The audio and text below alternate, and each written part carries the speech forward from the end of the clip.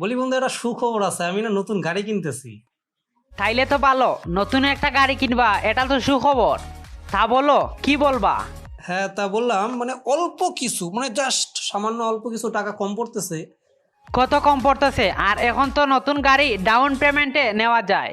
Down payment তো ধরো minimum 50,000 টাকা দেওয়া লাগে, তো ওইটাতেই কিছু কম পড়তেছে। তা বন্ধু, তোমার গাড়ির ডাউন পেমেন্ট দিতে কত কম পড়তেছে টাকা?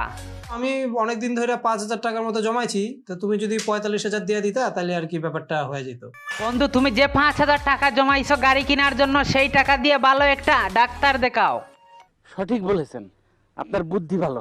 ভাইজানেরা এমন এক পার্সন যারা কিনা মনে করেন একটা কাজ শুরু করলেই অন্যকে দিয়ে করিয়ে দেবে। যেমন একটা উদাহরণ দেই, একটা গাছে ফল পাড়তে গেছে, সেই ফলটা কিছু পাড়ার পরে অন্যকে বলছে সেই ফলটা তুমি পেরে শেষ করে দাও।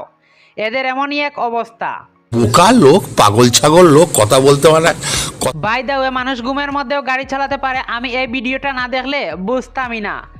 সাবধানে থাকিস, গিয়ার চেঞ্জ করার সময় চাপ হইতে পারে।